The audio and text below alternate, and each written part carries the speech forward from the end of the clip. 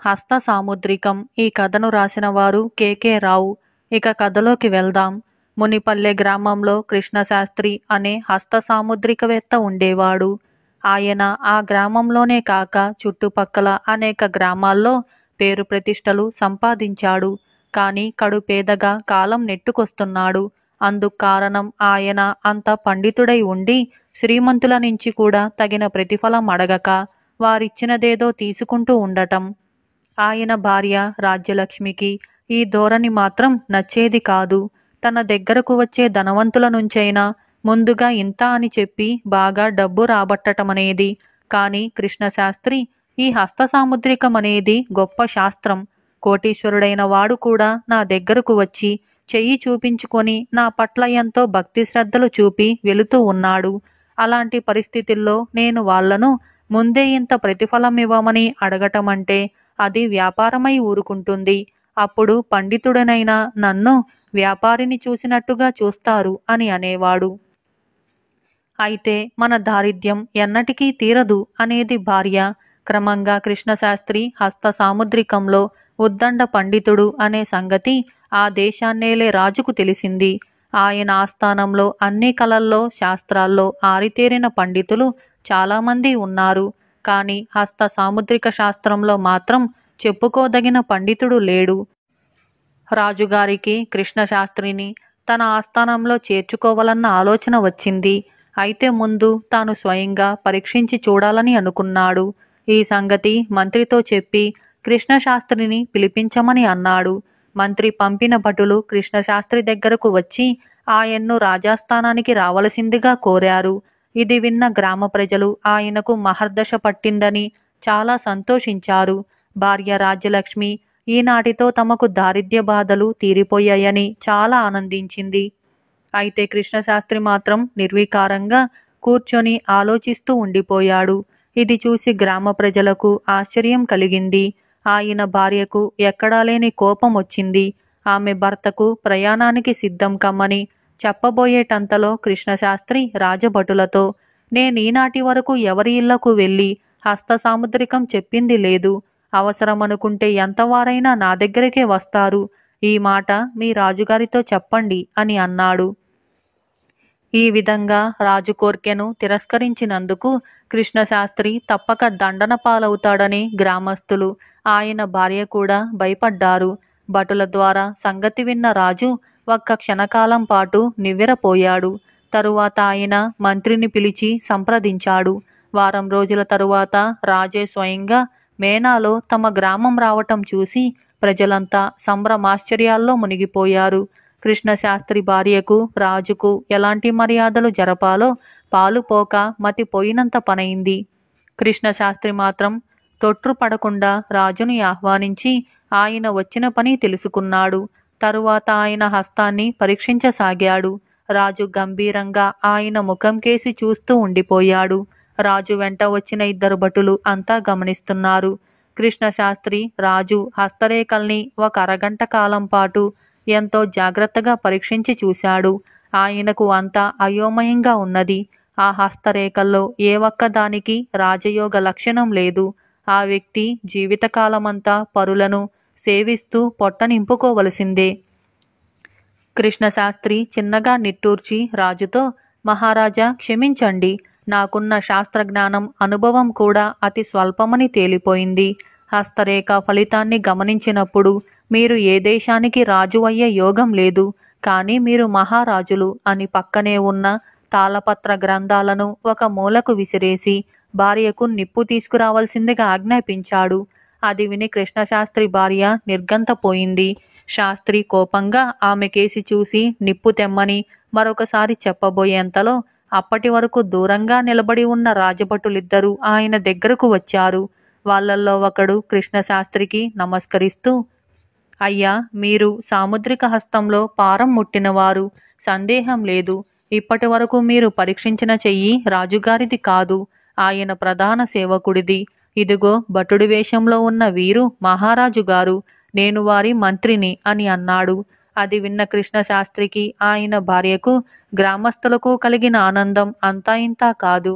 రాజు కృష్ణశాస్త్రిని ఇలాంటి పరీక్షకు గురిచేసినందుకు క్షమాపణ కోరాడు. తరువాత వారం తిరగకుండానే ఆయన కృష్ణశాస్త్రిని ఘనంగా సన్మానించి తన ఆస్థానంలో సాముద్రిక శాస్త్ర పండితుడిగా నియమించుకున్నాడు. ఇలా హస్త సాముద్రికం అనే ఈ కథ సమాప్తమైంది. మానవత్వంలో తేడాలు. ఈ కథను రాసిన వారు ఎల్ రామనాథం. ఇక కథలోకి వెళ్దాం. విక్రమపుర రాజు ఆకస్మికంగా చనిపోవటంతో చిన్నతనంలోనే యువరాజుకు రాజ్యాభిషేకం జరిగింది. లోకానుభవం లేని ఆ కొత్త రాజుతో రాజగురువు రాజ్యపాలన చేసేవాడికి మనుషుల్లో మానవత్వం ఎంత పాలున్నది తెలియటం అవసరం. ఆ సంగతి నీకు అవకాశం దొరికినప్పుడల్లా వివరించి చెబుతూ ఉంటాను, గ్రహించుతూ ఉండు అని అన్నాడు. అది తెలుసుకోవటం ఎంతకాలం పడుతుంది అని రాజు అడిగాడు. శ్రద్ధగా మనుషుల ప్రవర్తనను పరిశీలిస్తూ పోతే ఎంతో కాలం పట్టదు అని అన్నాడు రాజగురు. తన కొలువులో ఉండేవాళ్ళు తమకు కలిగే అనుభవాలను తనకు చెప్పేటట్లుగా రాజు ఏర్పాటు చేశాడు. ఒకసారి రాజుగారి చారుడొకడు వచ్చి ఇలా చెప్పాడు. మహారాజా, అడవిదారిలో నడుస్తూ ఉండగా నా కాలిలో ముళ్ళు విరిగింది. నేను కుంటుతూ నడుస్తూ ఉండగా ఒకడు పరిగెత్తుకుంటూ వచ్చి పులి వస్తుంది తప్పుకో అని హెచ్చరించి ఒక చెట్టెక్కాడు. నేను మరో చెట్టు ఎక్కాను. కొంచెం సేపటికి పులి ఆ దారినే వెళ్ళిపోయింది. తరువాత ఇద్దరము చెట్టు దిగి ఎవరి దారిన వాళ్ళం వెళ్ళాం. ఆ మనిషి దగ్గర ఆయుధాలేమైనా ఉన్నాయా అని రాజగురువు అడిగాడు. ఉన్నాయండి, మనిషి కూడా చాలా ధాటిగా ఉన్నాడు అన్నాడు చారుడు. తరువాత రాజగురువు రాజుతో, చారుడు చెప్పిన మనిషిలో మానవత్వం 4 వంతులున్నది. పులి వస్తున్నదని హెచ్చరించాడు కానీ అవతలి మనిషిని రక్షించే ప్రయత్నం మాట ఆలోచించలేదు. తన రక్షణ తాను చూసుకున్నాడు అని అన్నాడు. మరొకసారి మరొక చారుడు ఇంకొక సంఘటన గురించి చెప్పాడు. ఒక దిక్కులేని పేద మనిషి తిండిలేక నీరసించి ఒక ధనికుడి ఇంటి ముందు మూర్ఛపోయాడు. ధనికుడు ఆ మనిషికి తిండి పెట్టి తన నౌకరుగా ఉంచుకున్నాడు.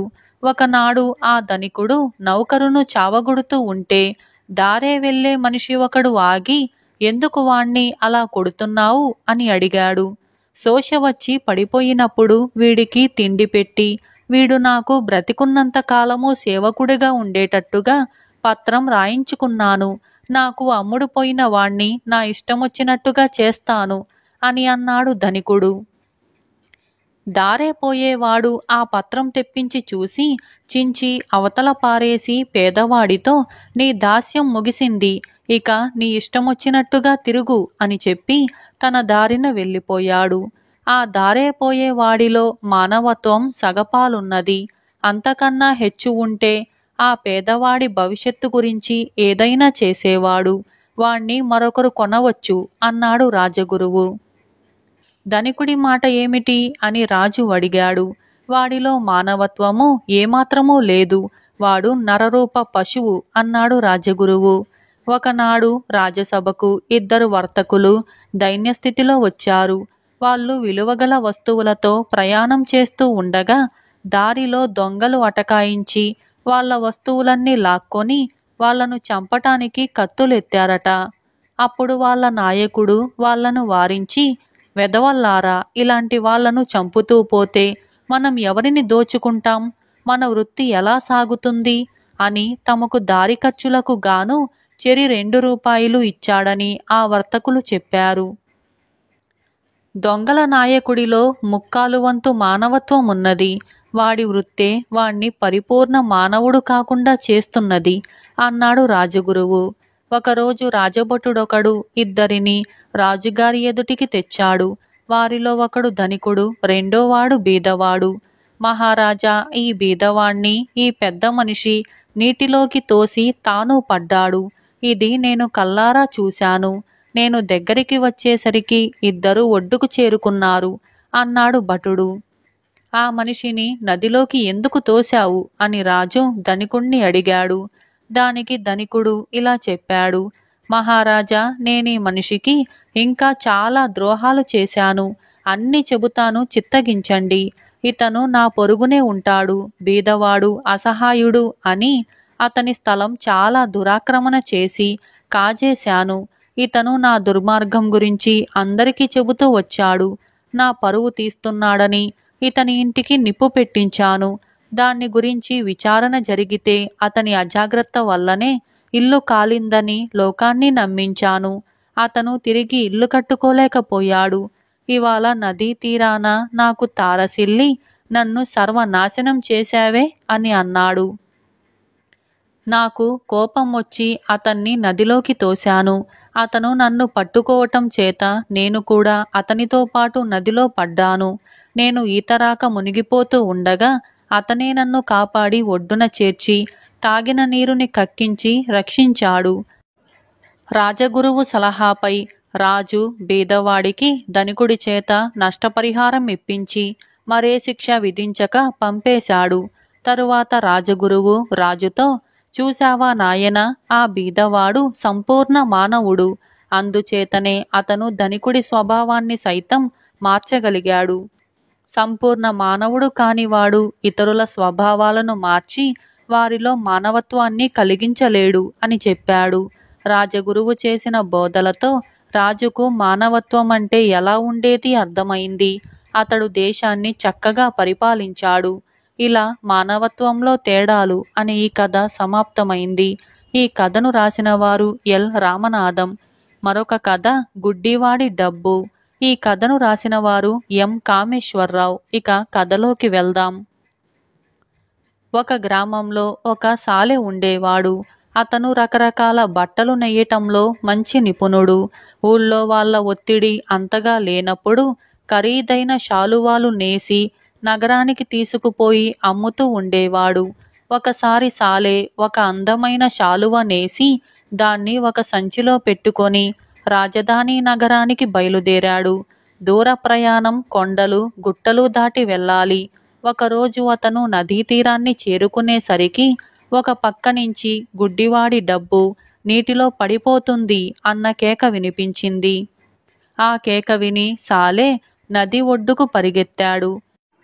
అక్కడ ఎవరూ కనిపించలేదు. కానీ నది ఒడ్డు పెళ్ళ వరద నీటికి విరిగి పడిపోతూ ఉండటము, ఆ పెళ్లలో ఒక పాతకాలపు చెంబు ఉండటము అతని కంట పడింది. సాలె ఆ చెంబును పట్టుకొని అది పోకముందే అందుకున్నాడు. ఆ చెంబు లోపల కళ్ళు మిరమిట్లు గొలుపుతూ బంగారు కాసులున్నాయి. వాటిని చూసి సాలె పరమానంద భరితుడయ్యాడు. అతను చెంబుని మూతికి రేకు అడ్డంగా పెట్టి వాసిన కట్టి తన సంచిలో నుంచి శాలువా తీసి భుజాన వేసుకొని ఆ సంచిలో చెంబు ఉంచి ఇంటి ముఖం పట్టాడు. అతను ఒక గ్రామం చేరేసరికల్లా చీకటి పడింది. ఆ రాత్రి ఆ గ్రామంలోనే గడిపి మర్నాడు బయలుదేరి తన గ్రామానికి పోవచ్చుననుకొని అతను ఒక ఇంటి తలుపు తట్టాడు. ఒక ముసలిది తలుపు తెరిచి, ఎవరు నాయనా, ఏం కావాలి నీకు అని అడిగింది. ఈ రాత్రికి మీ వసారాలో పడుకోనివ్వండి, భోజనం కూడా పెట్టారంటే 1 రూపాయి ఇస్తాను అన్నాడు సాలె. దానికేం భాగ్యం నాయనా అని ముసలిది సాలె దగ్గర 1 రూపాయి తీసుకొని అతనికి భోజనం పెట్టి వసారాలో పడుకోనిచ్చింది. అంత బంగారం తెల్లవార్లు తన వద్దనే ఉంచుకుంటే ఎవరైనా కాజేయవచ్చుననుకొని సాలె ముసలిదాన్ని పిలిచి, ఈ చెంబులో ఆముదం ఉన్నది, దీన్ని లోపల జాగ్రత్తగా ఉంచండి, నేను రేపు ఉదయం వెళ్ళిపోయేటప్పుడు ఇద్దురుగాని అని అన్నాడు. సరే అలాగే నాయనా అని ముసలిది అతని చెంబును తీసుకుపోయి లోపల భద్రంగా దాచింది. తరువాత ఆమె తలుపు వేసుకొని పడుకుంది. తలవని తలంపుగా ఆ రాత్రే ముసలిదాని కుమార్తెకు పురుడు వచ్చింది. ఇంట్లో ఆముదం కోసం చూస్తే కనిపించలేదు, అయిపోయినట్టుగా ఉన్నది. వసారాలో పడుకున్న మనిషి ఇచ్చిన చెంబులో ఆముదం ఉంటుందన్న విషయం ముసలిదానికి గుర్తుకొచ్చింది. ఆమె సంచిలో నుంచి చెంబుని పైకి తీసి కట్లు విప్పి రేకుమూత తీసి చూస్తే బంగారు కాసులు కనపడి కళ్ళు చెదిరిపోయాయి.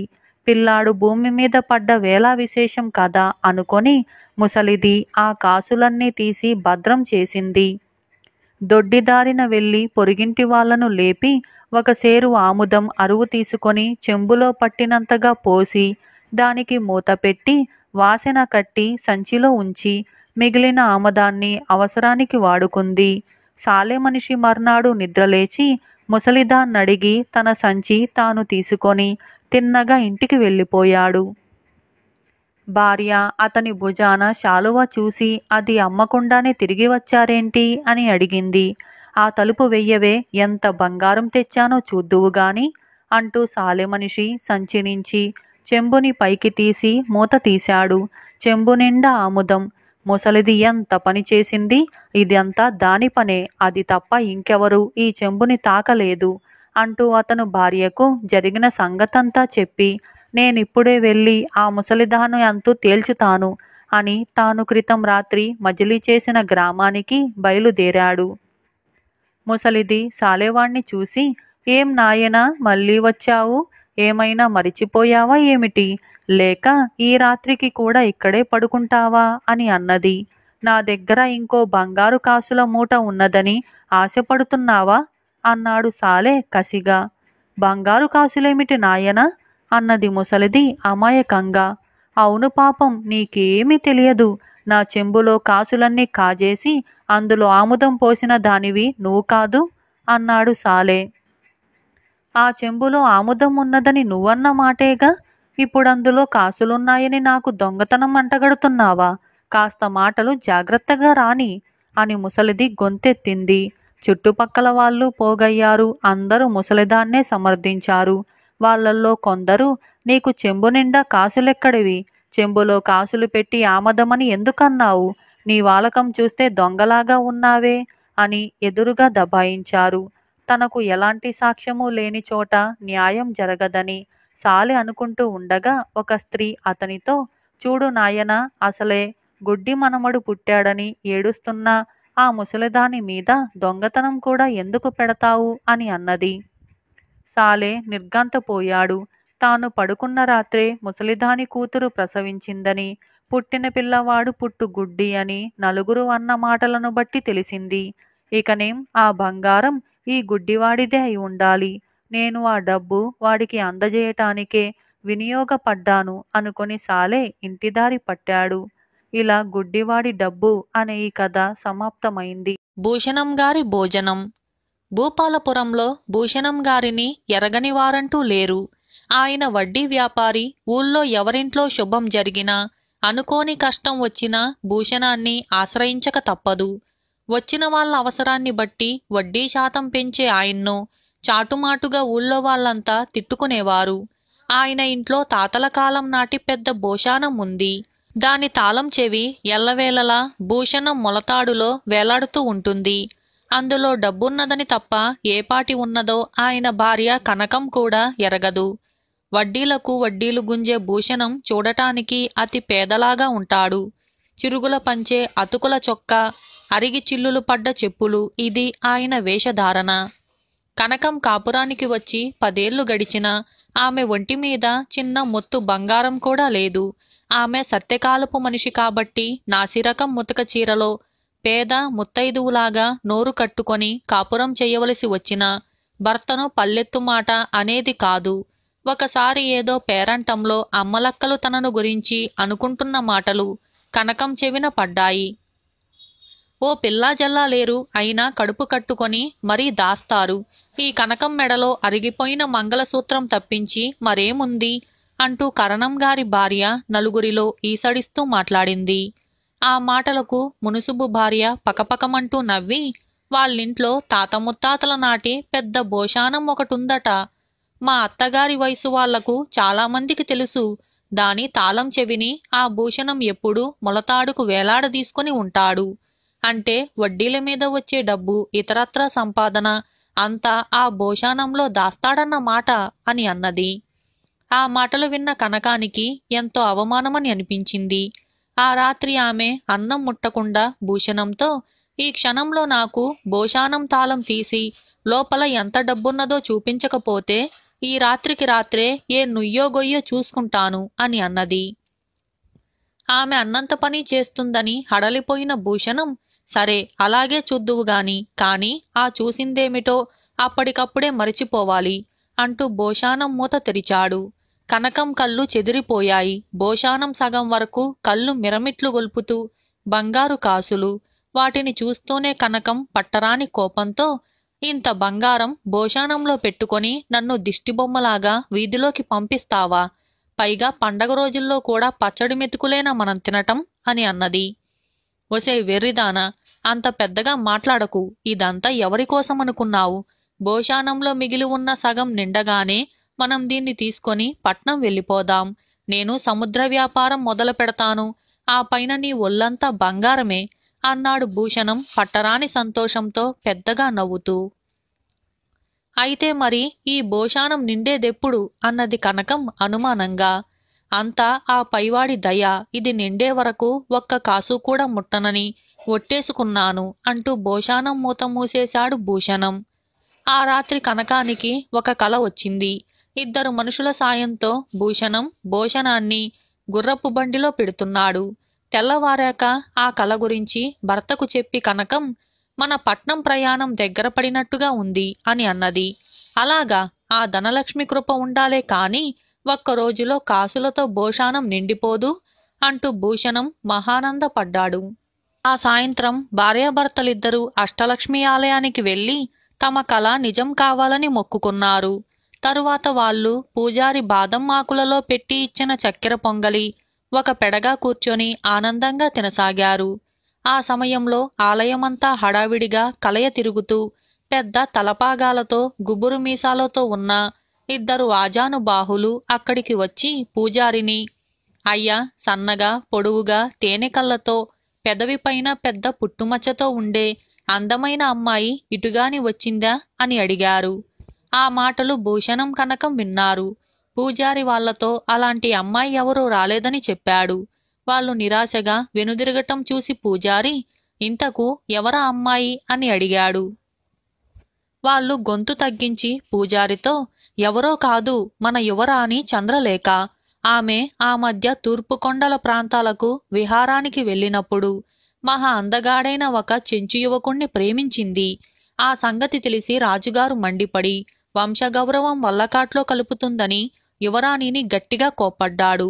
ఆమె రహస్యంగా భవనం వదిలి పారిపోయింది.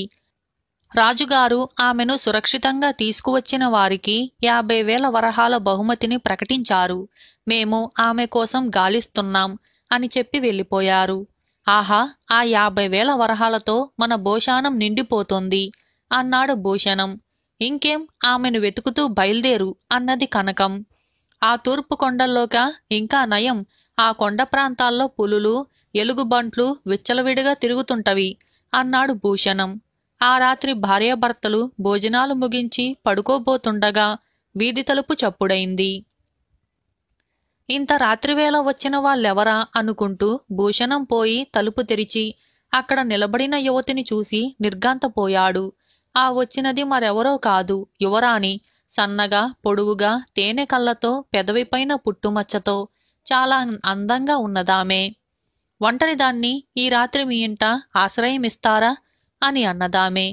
దానికేం భాగ్యం, లోపలికి రండి అంటూ ఆమె లోపలికి రాగానే పక్క గదిలో ఉన్న కనకం దగ్గరికి పోయి, మన పంట పండిందే, ఆ యువరాణి సరాసరి మన ఇంటికే వచ్చింది అన్నాడు భూషణం. కనకం అంత దూరాన ఉన్న ఆ యువరాణికేసి చూసి, యువరాణి అని నాకు నమ్మకం కలగటం లేదు. కిరీటమేది, ఒంటినిండా నగలేవి అని అన్నది. రహస్యంగా పారిపోతున్న రాకుమారి అవన్నీ ధరిస్తుందా? వేషం మార్చుకున్నదన్న మాట. నేను ఇప్పుడే బసవన్న బాడుగ బండిలో బయలుదేరి రాత్రికి రాత్రే రాజుగారిని కలుసుకొని తీసుకువెళ్లటానికి భటులతో సహా వస్తాను. రేపు రాత్రికే మన భోషానం నిండిపోతోంది అంటూ భూషణం పెరటిదారిన పోయి బసవన్న బండిలో రాజధానికి బయలుదేరాడు. బండి సగం దూరం వెళ్ళగానే నిలిచిపోయింది. ముందు చాలా బళ్ళు నిలబడి ఉన్నాయి. దారిలోని ఏరు పొంగింది. బసవన్న ముందుకు వెళ్లి చూసివచ్చి, తెల్లవారేలోగా ఏరు తీసే సూచనలు లేవు. రాత్రికి ఇక్కడే మనకు జాగరణ తప్పదు అని అన్నాడు. ఇది విన్న భూషణానికి నెత్తిమీద పిడుగుపడినట్టుగా అయింది. తెల్లవారేలోగా ఇల్లు చేరకపోతే యువరాణి ఇంట్లోంచి బయటపడుతుంది. తను వెంటనే వెళ్లి ఆమె నిద్రిస్తున్న గదికి బయటనుంచి గడియ పెట్టాలి. ఆ తరువాత నిదానంగా వెళ్లి రాజుగారిని దర్శించవచ్చు. ఇలా ఆలోచించిన భూషణం బండిని వెనక్కు తిప్పించి ఇల్లు చేరేసరికి వీధి తలుపు బార్లా తెరిచి ఉంది. ఇది చూసి నిర్ఘాంతపోయి పరుగు పరుగున ఇంట్లోకి పోయేసరికి ఒక గదికి బయట గడియపెట్టి ఉంది. లోపల నుంచి కనకం కేకలు పెడుతూ తలుపు బాదుతోంది. భూషణం తలుపు గడి తీశాడు. కనకం ఆయాసపడుతూ బయటికి వచ్చింది. ఏం జరిగింది? యువరాణి ఎక్కడ అని అడిగాడు భూషణం ఆదుర్దాగా. అది యువరాణి కాదు, దొంగల రాణి. నాకు కొంచెం కునుకు పట్టేసరికి అది వెళ్ళి వీధి తలుపు తీసింది. ఊళ్ళో అందరికీ తెలిసిన నీ భూషణం సంగతి మనకు గుళ్ళో కనిపించిన గుబురు మీసాల వాళ్లకు తెలిసుండాలి. వాళ్ళు ఆ దొంగల రాణి వెంట వచ్చి నన్ను భయపెట్టి నా ఎదుటే ఆ భూషణాన్ని ఎత్తుకుపోయి నన్ను గదిలోకి నెట్టి బయట గడిపెట్టారు అని చెప్పింది కనకం. భార్య మాటలు వింటూనే భూషణం కుప్పకూలిపోయాడు. కనకం అతడికి ఒక లోటా మంచినీళ్లు తెచ్చి ఇచ్చి, ఎందుకంత విచారం? భూషణం ఉండి మనం కటిక దరిద్రుల్లాగా బతికాం. ఇప్పుడు కూడా అది పోలేదు. ఇంట్లోనే ఉన్నదని అనుకుందాం, సరిపోయే అని అన్నది. భూషణం భార్యకేసి కొద్దిసేపు కల్లార్పకుండా చూసి, కనకం, నువ్వు సత్యకాలపు పతివ్రతవు. ఆస్తంతా పోయే పుట్టింటికి పోతానంటూ గొడవ పెట్టకుండా అపరంచి బంగారం లాంటి మాటలు అన్నావు. నేను వడ్డీకి తిప్పుతున్న డబ్బు చాలా ఉంది. ఇక నుంచి ఆ వడ్డీతో పాటు అసలు కూడా వసూలు చేసి ఒక పచారీ దుకాణం, ఒక బట్టల దుకాణం, వీలైతే ఒక నగల దుకాణం కూడా పెట్టి 1-2 లక్షలు గడిస్తాను అని అన్నాడు. ఆ లక్షలు దాచేందుకు మరొక భూషణం కూడా కొంటారా అన్నది కనకం. చిచ్చి, ఆ భూషణాల కాలం గతించిపోయింది. సంపాదించటం ఎందుకు? ఉన్నంతలో సుఖపడటానికే కదా అన్నాడు భూషణం నిండు స్వరంతో. భూషణం అన్నంత పని చేశాడు. రకరకాల వ్యాపారాలు ప్రారంభించి 2 సంవత్సరాల గడిచే లోపల భూపాలపురంలోని ధనికుల్లో ఒకడుగా అయ్యాడు. ఈ విధంగా భూషణం గారి భూషణం అనే ఈ కథ సమాప్తమైంది. ఈరోజు కథ భయం ఎరగనివాడు. ఒకనాడొక కారడవిలో మంత్రాల మరిడి అనే మంత్రగత్తె ఉండేది. అది మహా క్రూరురాలు. అడవి గుండా ప్రయాణించే వాళ్లను భయపెట్టి ప్రాణాలు తీసి పరమానందం చెందేది. అది ఉండే పెద్ద గుహ, అది భయపెట్టి చంపిన వాళ్ళ అస్థిపంజరాలతో నిండిపోయి ఉండేది. రాత్రివేళ వాటి మధ్య పడుకుంటే తప్ప మంత్రాల మరిడికి నిద్ర పట్టేది కాదు. ఏడాది క్రితం ఆ కారడవికి కొద్ది దూరంలో ఉన్న గ్రామంలో ఉండే రామభద్రుడు అనే యువకుడు అడవిలో వేటకు పోయి ఈ మంత్రాల మరిడి వల్ల ప్రాణాలు పోగొట్టుకున్నాడు. ఆ తరువాత గ్రామస్తులెవరూ అడవికి పోవటం మానుకున్నారు. రామభద్రుడికి వీరభద్రుడు అనే అన్న ఉన్నాడు. వాడికి గ్రామంలో భయమంటే ఎరగనివాడు అన్న పేరు ఉండేది. ఈ మంత్రాల మరిడి అంతం చూడాలని ఒకనాడు అది ఉండే కారడవికి ప్రయాణమై బయలుదేరాడు. వీరభద్రుడు మంత్రాల మరిడి ఉండే స్థావరాన్ని చేరే సమయంలో అది గుహ ముందు ఉన్న ఊడల మర్రి కింద కూర్చొని ఈ మధ్య మనుషులెవరూ తనకేసి రావటం లేదన్న విచారంలో మునిగిపోయి ఉంది. అంతలో దానికి తనకేసి వస్తున్న వీరభద్రుడు కనిపించాడు. దాని మిరుగుడ్లు మెరిశాయి. వీరభద్రుడు మంత్రగత్తెను సమీపించి, పెద్దమ్మా, బాగున్నావా అని అడిగాడు. మరిడి మిడిగుడ్లు మెరిపిస్తూ, బావుండబట్టే కదరా పగలే చీకటిగా ఉండే ఈ ఊడల మర్రి కింద కూర్చొని ఉన్నాను. సరే మనవడా, ఇంతకీ నీ ప్రయాణం ఎక్కడికిరా అని అడిగింది. ఏం చెప్పను పెద్దమ్మ, నా పేరు వీరభద్రుడు. అందరూ నన్ను భయం ఎరుగని వీరభద్రుడు అంటారు. బళ్ళో గురువులు నాకు అన్ని విద్యలు నేర్పారు, కానీ భయం అంటే ఏమిటో నేర్పలేదు. ఈ మధ్య కొన్నాళ్లుగా నన్ను భయపెట్టగలిగే వాళ్ళ కోసం వెతుకుతూ ఉన్నాను. ఒక్కగాను ఒక్కళ్ళు కూడా కనిపించలేదు అన్నాడు వీరభద్రుడు. అలాగా మనవడా, అయితే నువ్వు రావలసిన చోటికే వచ్చావు.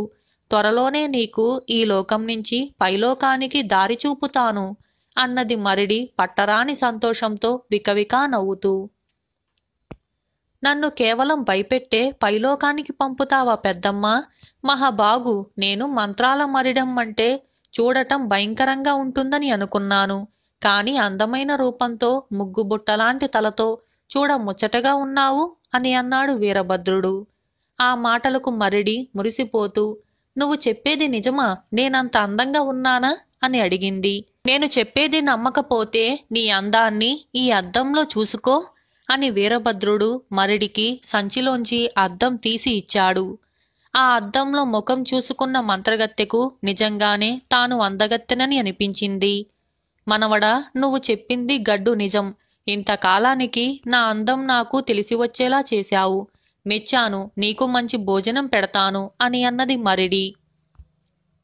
భోజనం సంగతి తరువాత, ముందు నన్ను భయపెట్టగలవేమో చూడు అన్నాడు వీరభద్రుడు. ఒరేయ్ అమాయకుడా, నేను భయపెడితే నిలువునా చచ్చిపోతావు. నా అందం మెచ్చుకున్నావు కనుక నిన్ను చంపబుద్దవటం లేదు అన్నది మంత్రాల మరిడి మురిపంగా.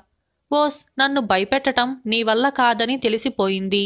నేనిక వెన్ను చూపుతాను అంటూ వీరభద్రుడు పెద్దగా నవ్వాడు. ఒరే ఒరే అల్పాయుష్కుడా, ఆగాగు, ఒకసారి నా వెంటరా అని మరిడి వీరభద్రుణ్ణి తన గుహలోకి తీసుకొని పోయింది.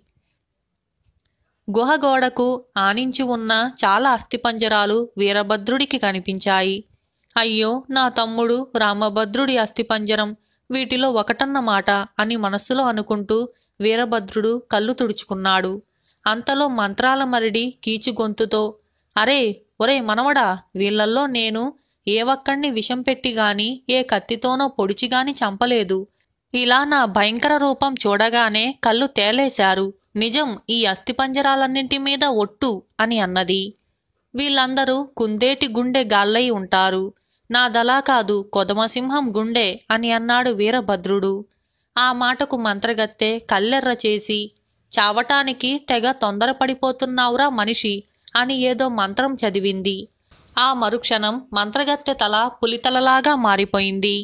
శరీరం రాబందు పక్షిలాగా మారి రెక్కలు మొలుచుకున్నాయి. ఆ భయంకర రూపంతో అది వీరభద్రుణ్ణి తన బలమైన కాలిగోళ్లతో వడిసి పట్టుకొని రివ్వున ఆకాశంలోకి ఎగిరింది. అలా కొద్దిసేపు ఆకాశంలో ఎగిరి తిరిగి కిందకు దిగి మరొక మంత్రం సహాయంతో మామూలు మంత్రగత్తె రూపం తెచ్చుకుంది. వీరభద్రుడు నిక్షేపంలా ఉన్నాడు. మంత్రాల మరిడి తన మిరుగుడ్లను గుండ్రంగా తిప్పుతూ ఆశ్చర్యంగా, ఒరేయ్, ఇంకా బ్రతికే ఉన్నావా? ఈ పాటికి చచ్చిపోయి ఉంటావని అనుకున్నాను అని అన్నది. నీ పగటి వేషానికి భయపడతానని అనుకున్నావా మంత్రాల మరిడమ్మా? నీ వేషం వల్ల కాసేపు అలా ఆకాశంలో తిరగగలిగాను అని అన్నాడు వీరభద్రుడు. తన భయంకరాకారం వీరభద్రుడికి భయం కలిగించనందుకు మంత్రాల మరిడికి ఒళ్ళు మండిపోయింది. అది చిర్రుబుర్రులాడుతూ మరొక మంత్రం చదవబోయింది. అంతలో వీరభద్రుడు, చూడబోతే నీకు చాలా మంత్రాలు వచ్చినట్టుంది. నన్ను ఈసారి కూడా భయపెట్టి ప్రాణాలు తీసి అస్థిపంజరాల్లో కలపకపోతే నాకేదో ఒక మంత్రం నేర్పించాలి అని అన్నాడు. నీవు ఈసారి చావకుండా బ్రతికి ఉంటే అలాగే నేర్పుతాను. అందుకు ఈ ఊడలమర్రే సాక్ష్యం అన్నది మంత్రగత్తె. ఈసారి మంత్రగత్తె అస్థిపంజరంలా మారింది. అందులోంచి చాలా పాములు బుసకొడుతూ బయటికి రాసాగాయి. అయినా వీరభద్రుడు భయంతో గుండె ఆగి చావకపోగా పొట్ట చక్కలయ్యేలాగా నవ్వసాగాడు. ఓడిపోయావు మరిడమ్మ, మరీ నాకొక మంత్రం నేర్పు అన్నాడు వీరభద్రుడు. ఒరేయ్, నీది గుండె కాదు పలుగురాయి అన్నది మంత్రగత్తె తిరిగి మామూలు రూపం తెచ్చుకొని. తరువాత కాసేపు మౌనంగా ఊరుకొని, సరే మంత్రం నేర్పుతాను, మంత్రగాళ్ళు సంగతేమో కాని మంత్రగత్తెలు వాడిన మాట తప్పరని ముల్లోకాలెరిగిన సత్యం అని వీరభద్రుడికి ఒక మంత్రం చెప్పింది. అది విన్న వీరభద్రుడు, అయ్యో, ఇంత చిన్నా చితుకు తేలు మంత్రమా అని అన్నాడు. దానికి మంత్రగత్తె కోపంగా, ఒరేయ్ భయం ఎరగని వెధవా, నీకు గొప్ప మంత్రాలు నేర్పటానికి నేనేమి తెలివి తక్కువదాన్నని అనుకున్నావా అని అన్నది. కాదని తెలుస్తూనే ఉంది మరిడమ్మ, కాని నాదొక చిన్న శంక.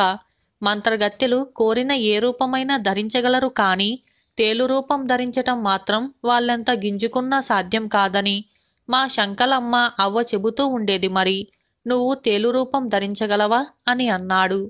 ఆ మాట తనకెంతో అవమానంగా భావించిన మంత్రగత్తె కోపంతో నిలువెల్లా ఊగిపోతూ, ఎవడ్రా నువ్వు? మా తాత కుశంకల కూర్మన్నలాగా ఉన్నావు అంటూ చప్పున తేలుగా మారి వీరభద్రుణ్ణి కుట్టింది. వీరభద్రుడు అంతకు ముందు మంత్రగత్తె తనకు నేర్పిన మంత్రాన్ని పఠిస్తూ తేలు రూపంలో ఉన్న మంత్రగత్తెను కాలితో గట్టిగా నొక్కాడు. మంత్రగత్తె గిలగిలా తన్నుకుంటూ చచ్చిపోయింది. వీరభద్రుడు పరమానందంతో గుహకేసి చూసేంతలో లోపలి నుంచి అప్పటి వరకు అస్థిపంజరాలుగా ఉన్న వాళ్ళు బిలబిలామంటూ బయటికి వచ్చారు. వాళ్ళలా వీరభద్రుడి తమ్ముడు రామభద్రుడు కూడా ఉన్నాడు. వాడు తన అన్నను చూస్తూనే అన్నా అంటూ పరుగు పరుగున వచ్చి వీరభద్రుణ్ణి కావలించుకున్నాడు. మిగిలిన వాళ్ళు కూడా అక్కడికి చేరి ఇక్కడి నుంచి పారిపోదాం, మంత్రాల మరిడి ఎక్కడా అంటూ భయంగా దిక్కులు చూడసాగారు. వీరభద్రుడు ఇదిగో ఇక్కడ అంటూ వాళ్లకు చచ్చిన తేలును చూపించి జరిగినదంతా చెప్పాడు. అది విని అందరూ ఆశ్చర్యానందాలతో వీరభద్రుణ్ణి భుజాలపైకెత్తుకొని భయం ఎరగని వీరభద్రుడు అని కేకలు వేస్తూ గ్రామం కేసి బయలుదేరారు. చందమామ కథ దయ్యాల దాగుడు మూతలు. ఈ కథను రాసిన వారు మాచిరాజు కామేశ్వరరావు. అడవికి దాపుల్లో ఉన్న ఐలవరం అనే కుగ్రామంలో విహారి వాళ్ళది ఒకప్పుడు కలిగిన కుటుంబం. అయితే విహారి తండ్రి వ్యవసాయంలో కలిసిరాక వ్యాపారంలో దిగి అందులోనూ బాగా నష్టపోయి చనిపోయే నాటికి 1 ఎకరం పొలం మాత్రమే మిగిల్చాడు. తండ్రి పోయిన కొద్ది కాలానికే తల్లి కూడా గతించటంతో విహారిని అతడి అవ్వ పెంచి పెద్ద చేసింది. అవ్వ ఎంత పోరినా కాని వాడు పొలం పనికి పోక గ్రామంలో ఉట్టినే తిరుగుతూ కాలక్షేపం చేస్తూ ఉండేవాడు. తన మనవడికి పెళ్లి చేస్తే బాధ్యతలు తెలిసిరాగలవన్న నమ్మకంతో విహారి అవ్వ అతడికి పెళ్లి సంబంధాలు చూడసాగింది. ఆ సంగతి తెలియగానే విహారికి చప్పున ఒక ఆలోచన వచ్చింది. వాళ్ళ ఇంటి పక్కనే రామనాథం అనే చిన్న రైతు ఉన్నాడు. అతడి కూతురు విశాలి వీధి బడిలో విహారితో పాటు చదువుకున్నది. తల్లి లేని ఆ పిల్ల ఇంటి పనులన్నీ చక్కగా చేయగలదు. పెళ్ళంటూ చేసుకుంటే ఆ పిల్లనే చేసుకోవాలనుకున్నాడు విహారి. ఒకనాడు విహారి రామదానాన్ని చూడబోయి తాను విశాలిని పెళ్లాడదలిచినట్టుగా చెప్పాడు. ఆ మాటకు రామనాథం మొదట ఆశ్చర్యపోయి తరువాత పట్టరాని కోపంతో సోమరపోతుకు పెళ్ళేమిటి, ముందు మీ నాన్న వదిలిపోయిన ఆ ఎకరం పొలం చేజారిపోకుండా చూసుకో, అదే 10,000 అంటూ గట్టిగా చివాట్లు పెట్టాడు. వంటగదిలో ఉన్న విశాలి ఇదంతా విన్నది. అవమాన భారంతో ఇంటికి తిరిగి వచ్చిన విహారికి అర్ధరాత్రి అయినా నిద్రపట్టలేదు. అతడికి జీవితం మీద విరక్తి కలిగి అడవిలో ఏ విషసర్పానికో క్రూర మృగానికో ఆహుతి అయిపోదామని అనుకుంటూ ఇల్లు వదిలి అడవిదారి పట్టాడు. చీకటిలో అతడు ఎంత దూరం నడిచినా క్రూరమృగాలు ఎదురుపడలేదు. కాని పక్కనే ఉన్న గుబురు చెట్లలో నుంచి ఎవరో దాగుడుమూతలాడుతున్నట్టుగా కేకలు వినిపించాయి. విహారి ఒక క్షణం భయంతో వణికిపోయి ఒక చెట్టు చాటుకు వెళ్ళి నిలబడ్డాడు. భీకరంగా ఉన్న తల్లి దయ్యం ఒకటి పిల్ల దయ్యం కళ్ళు మూసి దాగుడుమూతలు దండాకోర్ అంటూ అరిచింది. 3 పిల్ల దయ్యాలు దాక్కోటానికి చెట్టు చాటుకు పరుగులు తీశాయి. తల్లి దయ్యం ముఖం మీది నుంచి చేతులు తీయగానే పిల్ల దయ్యం పారిపోయి దాక్కున్న మిగతా పిల్ల దయ్యాల కోసం బయలుదేరింది. అది చెట్టు చాటున నక్కుతూ కొంత దూరం వచ్చి విహారీ కంటపడగానే అమ్మోయ్ మనిషి అంటూ కుప్పకూలిపోయింది. ఆ వెంటనే దయ్యాలన్నీ పరుగు పరుగున వచ్చి విహారిని చుట్టుముట్టాయి. విహారికి ప్రాణభీతితో మూర్ఛ వచ్చినంత పనయింది. తల్లి దయ్యం విహారికేసి ఆశ్చర్యంగా చూసి పిల్ల దయ్యాలను దూరంగా పోయి ఆడుకోమని చెప్పి, పిశాచాలు తిరిగే వేళ అడవి మధ్యకు రావటానికి నీకెంత ధైర్యం? సరే, ఎందుకు వచ్చావో నిజం చెబితే వదిలేస్తాను. అబద్ధాలు పలికావో నువ్వు పిల్ల దయ్యాలను గాడిదలాగా మోస్తూ బ్రతికున్నంత వరకు ఈ అడవిలోనే కాలం గడపవలసి వస్తుంది అని అన్నది. ఆ మాటలతో విహారికి కొంత ధైర్యం కలిగింది. అతడు తన పేదస్థితి గురించి దయ్యానికి ముందుగా చెప్పి తరువాత విశాలిని పెళ్లాడతానంటే కాబోయే మామ రామనాథం అతనికి చేసిన అవమానాన్ని వివరించి, నేనే ధనవంతున్నై ఉంటే ఆ రామనాథం ఇలా మాట్లాడేవాడా? విశాలి నా భార్య కానప్పుడు నేను బ్రతికెందుకు? ప్రాణాల మీద ఆశ వదులుకునే ఈ అడవికి వచ్చాను అని అన్నాడు. దయ్యం విహారికేసి కళ్ళు చికిలిస్తూ చూసి, ఓస్ ఇంతేనా? ఆ డబ్బేదో కాకితో కబురంపితే పంపేదాన్ని కదా అంటూ పక్కన ఉన్న చెట్టు తొర్రలోంచి ఒక తోలు సంచి బయటికి తీసి గుప్పెళ్లతో బంగారు కాసులు దాని నిండుగా పోసి విహారికిస్తూ, నువ్వేదో కథ అల్లటం కాక నిజమే చెప్పావని అనుకుంటున్నాను. ఈ బంగారం తీసుకుపోయి నువ్వు కావాలనుకున్న పిల్లను పెళ్లాడి హాయిగా బ్రతుకు అని అన్నది. విహారి దయ్యానికి వంగి దన్నం పెట్టి సంచితో ఇంటిదారి పట్టాడు. అతడు గ్రామం చేరేసరికి తెల్లవారిపోయింది. అతడు సరాసరి రామనాథం ఇంటికి వెళ్ళి డబ్బు సంచిని అతడికి చూపుతూ, నాకున్న ముష్టి ఎకరం పొలాన్ని, నా సోమరితనాన్ని తెగ హేళన చేశావు. ఇదిగో సంచి నిండు బంగారు కాసులు తెచ్చాను. నీ కళ్ళు చెదిరిపోగలవు. ఇప్పుడు విశాలిని నాకిచ్చి చేసేందుకు నీకెలాంటి అభ్యంతరం ఉండదనుకుంటున్నాను అని అన్నాడు. రామనాథం ఆశ్చర్యపోతూ తోలు సంచి తీసుకొని మూత విప్పాడు. ఆ మరుక్షణం బుస్సుమంటూ పెద్ద ధ్వనితో గాలి బయటికి వచ్చింది. సంచి ఖాళీగా ఉన్నది. ఇందులో గాలి తప్ప మరేమున్నట్టుగా లేదు. చిచ్చి అంటూ రామనాథం సంచిని దూరంగా విసిరేశాడు. విహారి నిర్ఘాంతపోతూ సంచిని చేతికి తీసుకొని లోపలికి చూశాడు. అందులో బంగారు కాసులు లేవు.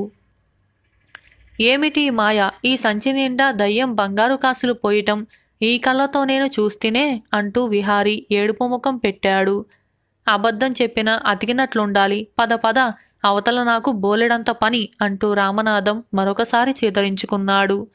విశాలి తలుపు వారగా నిలబడి ఇదంతా చూస్తూనే ఉన్నది. విహారి గట్టిగా తలగోక్కొని, దయ్యం అయినా మాత్రం మరీ ఇంత పచ్చి మోసమా? ఈ రాత్రే మరొకసారి అడవికి వెళ్ళి దాన్ని జుట్టు పట్టుకొని నిలదీసి అడుగుతాను అంటూ ఇంటికి వెళ్ళాడు.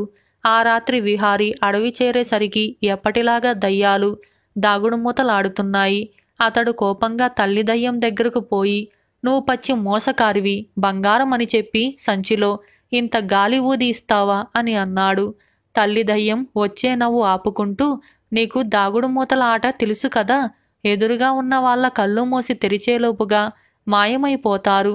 నేను నీతో దాగుడుమూతలాట ఆడాను. నిరాశతో రాత్రి నువ్వు ఆత్మహత్యకు పాల్పడేటందుకు ఈ అడవికి వచ్చావు. ఆ ఆవేశం తగ్గించేందుకే నీకు ఉత్తుత్తి బంగారం బహుకరించాను. చచ్చి సాధించేదేమీ ఉండదు. మాలాగా ద్రయ్యం బ్రతుకు తప్ప. ఇప్పటికైనా బుద్ధి తెచ్చుకొని ఇంటికి తిరిగిపోయి ఉన్న ఎకరం పొలానికి తోడుగా మరికొంత పొలం కౌలుకు తీసుకొని వ్యవసాయం చేసుకుంటూ హాయిగా బ్రతుకు. భర్త ఏ సోమరపోతో లేక దయ్యాలు భూతాల నుంచి డబ్బు తెచ్చేవాడో కాక కష్టపడి సంపాదించేవాడంటే భార్య గౌరవంగా చూసుకుంటుంది అని అన్నది. ఆ మాటలతో విహారికి తానింతకాలంగా గడిపిన జీవితం పట్ల చాలా అసహ్యంగా అనిపించింది. అతడు తన కళ్ళు తెరిపించిన దయ్యానికి కృతజ్ఞతాభావంతో నమస్కరించబోయేసరికి అది కాస్త మాయమైపోయింది. విహారి వెంటనే అక్కడి నుంచి కదిలి ఇల్లు చేరేసరికి వాకిట్లో నిలబడి ఉన్న విశాలి, డబ్బు బిచ్చమాడడానికి ఇంత అర్ధరాత్రి దయ్యాల దగ్గరకు వెళ్ళావన్నమాట అని అన్నది.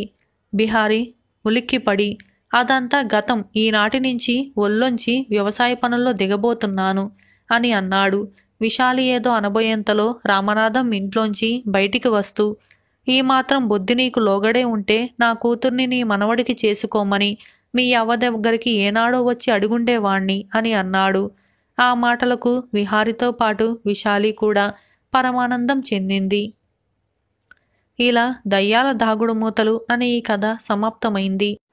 చందమామ కథ తన దాకా వస్తే ఈ కథను రాసిన వారు వసుంధర. కాంతయ్య, కోటయ్య ఇరుగు పొరుగున నివసించే రైతులు వ్యవసాయ పనుల దగ్గర నుంచి ప్రతి చిన్న పనిలోనూ ఒకరికొకరు సహాయం చేసుకుంటూ కాలం గడిపేవారు. వారి స్నేహం, కలుపుగోలుతనం మొత్తం గ్రామానికే ఆదర్శప్రాయంగా ఉండేది. ఒకనాడు హఠాత్తుగా వాళ్ళిద్దరూ నోటికి వచ్చినట్టల్లా తిట్టుకుంటూ జుట్టు పట్టుకోవటం అందరికీ ఆశ్చర్యం కలిగించింది. చూడవచ్చిన వారందరూ కలహ కారణం తెలుసుకునేటందుకు, ఇద్దరిని శాంతపరిచేటందుకు ఎంతో ప్రయత్నించారు. ఎవరెన్ని శాంతవచనాలు పలికినా కాంతయ్య, కోటయ్య తిట్టుకోవటం మానలేదు. చుట్టూ చేరిన గ్రామస్తులకు ఏం చేయాలో పాలుపోలేదు. ఇంతలో బారైన తెల్లని గడ్డంతో, ప్రశాంత వదనంతో ఒక వృద్ధుడు అక్కడికి వచ్చాడు. ఆ వృద్ధుడి ఆకారం, ముఖవర్చస్సు చూసేసరికి కాంతయ్య, కోటయ్య కలవెలపడ్డారు. ప్రశాంతంగా అర్ధ నిమీలత నేత్రాలతో తమ వైపే చూస్తున్న ఆ వృద్ధుడికి ఇద్దరు వినయపూర్వకంగా నమస్కరించి కలహ కారణం చెప్పసాగారు. ఆ వచ్చిన వృద్ధుడు ఇద్దరినీ మాట్లాడవద్దని చేత్తో ఆజ్ఞాపించాడు. తరువాత కాంతయ్య, కోటయ్యలనే కాక చుట్టూ చేరిన జనాన్ని కూడా ఉద్దేశించి ఇలా అన్నాడు. మనుష్యులు ఒకరి మీద ఒకరు కోపగించుకోవటమే ఘోరం. కలహించుకునే వరకు, తిట్టుకునే వరకు పోవటమంటే ఘోరాతి ఘోరం. కలహ కారణం ఏదో నాకు ఎవరు చెప్పనవసరం లేదు. ఏ పరిస్థితుల్లోనూ ఎవరు ఎంత కవ్వించినా కనీసం కోపం కనపరచటం కూడా మానవ లక్షణం కాదు అని అన్నాడు. కాంతయ్య, కోటయ్యే కాక అక్కడ చేరిన వాళ్ళంతా నిశ్చేత్తులై విన్నారు. 4-5 క్షణాలు నిశ్శబ్దంగా గడిచాయి. ఇంతలో ఒక యువకుడు జనంలో నుంచి వచ్చి ఆ వృద్ధుణ్ణి సమీపించి, అయ్యా, ఏ పరిస్థితుల్లోనూ కోపం రాకుండా ఉండటం మానవుడికి సాధ్యమయ్యే పని కాదు అని అన్నాడు. వృద్ధుడు పెద్దగా నవ్వి, ఎందుకు సాధ్యం కాదు? నా విషయమే చెబుతున్నాను. ఎవరూ ఏ పరిస్థితుల్లోనూ నాకు కోపం తెప్పించలేరు. మానవులే కాదు, ఆఖరికి దేవతలు, రాక్షసులు అయినా సరే అని అన్నాడు. అడ్డు ప్రశ్న వేసిన యువకుణ్ణి కోపంగా చూసి వృద్ధుడికి నమస్కరించి జనం ఎటు వెళ్ళవలసిన వాళ్ళు అటు వెళ్ళారు. యువకుడు వృద్ధుణ్ణి సమీపించి, తాతగారు అన్నాడు. ఏమిటి అన్నాడు వృద్ధుడు నవ్వుతూ. తాతగారు అన్నాడు యువకుడు. ఏమిటో చెప్పు అన్నాడు వృద్ధుడు ఈసారి నవ్వకుండా. తాతగారు అన్నాడు యువకుడు ఇంకొకసారి. ఏమిటో చెప్పరాదా అన్నాడు వృద్ధుడు కోపంగా చూస్తూ. తాతగారు అన్నాడు యువకుడు తొనక్కుండా. ఓరి వెధవ, నీకేమైనా పిచ్చా అన్నాడు వృద్ధుడు గుడ్లరజేసి. తాతగారు అన్నాడు యువకుడు శాంతంగా.